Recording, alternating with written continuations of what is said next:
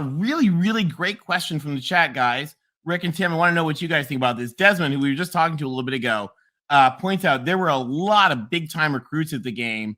How do you guys think USC was portrayed on them?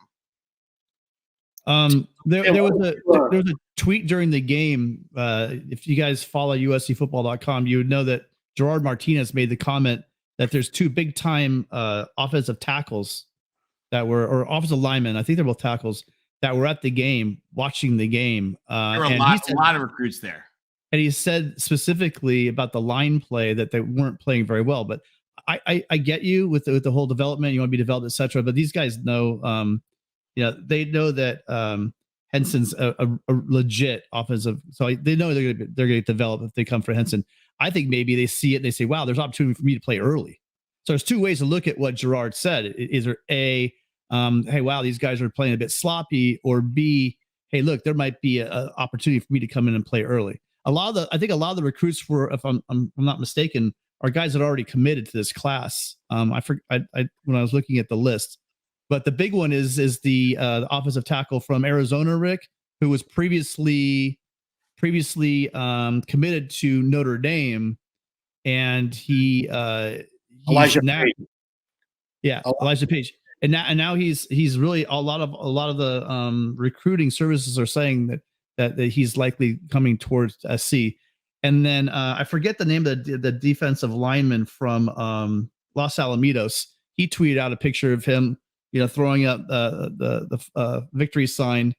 He's really had a rough deal. He came out here from, I think he's from Georgia. I can't remember.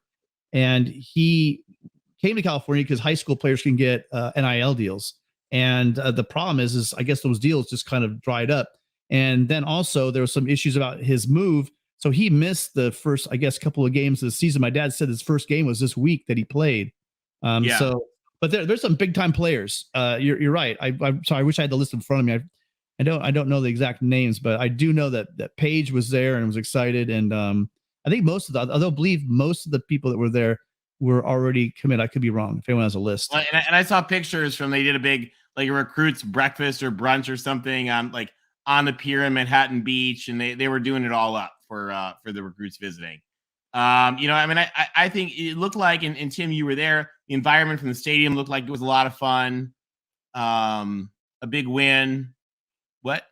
Oh, that's the guy, T.A. Cunningham. I just threw it up there. That I got some help from Desmond and Archer, both helped me at the net, and the name of the guy. Sorry. Yeah, I mean, I thought it probably came across well. I mean, one of the things, guys, for the recruits that is an issue is that we're recruiting them to help as that rebuilding process. So I think you're very right, Tim, that those guys, they want to see that they can play, because that's part of what we're recruiting them for. Yeah, and one of the guys that was here is already a 2023 commit, is my favorite player in the class, Tackett Curtis, linebacker out of Manny, Louisiana. Last week he beat Arch Manning's team and just blew that team up. And he is a cross between a Clay Matthews and a Matt Grittigood. So can't wait to get Tackett Curtis patrolling the middle of our defense next year. He's like a cruise missile. That guy's awesome. Yep. And I don't know if you guys saw, there was an amazing picture they did after the game. His dad actually took the picture of him with Arch Manning, and it's Tackett giving the fight on and Arch giving the horns up. Yep. So I thought that was a really cool picture. And one of those things, that was after their high school game, not this game.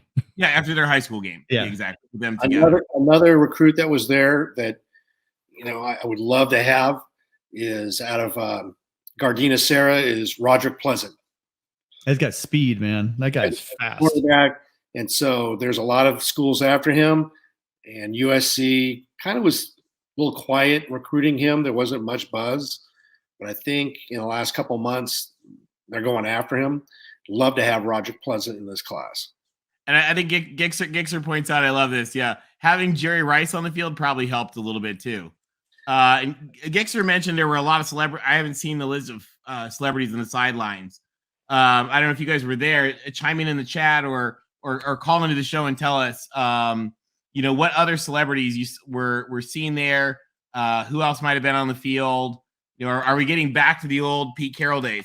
one of the interesting things, guys, when the NCAA slapped us with that probation, they did something really interesting, really nasty and bitchy that they have never done to any other team in any other kind of probation. They banned us from having any unofficial personnel on the sidelines. And it was the douchebags of the NCAA. And I'm sorry, Paul D, due respect to Traveling Fools, our friend of the show, Paul D is a complete douchebag. And they tried intentionally to try to stop our like celebrity entourage on the field. So I hope it is back and sparkly as ever. Steve's confirming Jerry Rice was there. Brendan Rice, by the way, looked great today, I thought. And that was cool. If I could add, Jerry Rice was there and he was holding his own little scrum, and you could see with a bunch of kids coming down to the front where Jerry Rice was on the sidelines, and he was signing a number of jerseys and hats and whatever kids were throwing at him. And it was during the game for a protracted period, and he was actually a good sport. Bone was down there with him, but it seemed like he was really enjoying it. I mean, he was obviously watching his son play, but he was definitely giving back to the kids in the crowd. It was nice to see. That's really cool. I don't know if you guys saw, there was a guy last year that was really nice about signing things to the crowd too. I was during UCLA and he was wearing a blue shirt with some stripes on the shoulder. Did you guys see that? Yeah, I don't want to talk about that though. That's last year's garbage. That's last year. That's last year. Okay. That's last year's gone. Sorry guys, it's still a little sore. I laugh because that's how we cope. Guys, there was one other recruit that was there, offensive lineman Caleb Lomu, out of Highland High School in Arizona. He is a nephew of Deuce Latui, who was a great offensive lineman at USC in the early 2000s. He has been recruited by Arizona, Arizona State, and Utah. If we can get Caleb, that would be a great get. This guy is a mauler, 6'5", 265. So if we can get him, as well as Elijah Page, that's going to round out a great offensive line class, in my opinion. Yeah, I can't confirm that these guys are here, but I just credit to On3. They have the list here. It is quite extensive. A lot of guys already committed. Malachi Nelson, the quarterback from Los Alamitos. Zachariah Branch, the wide receiver from Bishop Gorman. Here's a guy we need. He's not committed. It looks like he's favoring well, actually, we're not even in the top three, according to this. And it's Mateo Uyungule. He was at the game, apparently. Makai Lemon, Malachi Nelson's teammate.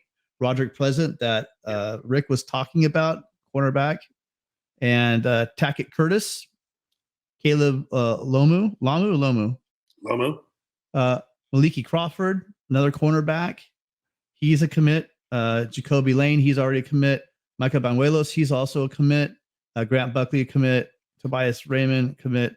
And then David Peavy, who's currently favoring Oregon, but USC's listed as well. So really, all of them were commits, except for 3 guys. Okay, and for those of you guys who want to really follow the recruiting stuff closely, one of the things that's actually really cool is Mark on the Voice of College Football channel does a USC show every Tuesday, and it's now moving to a much, much better time.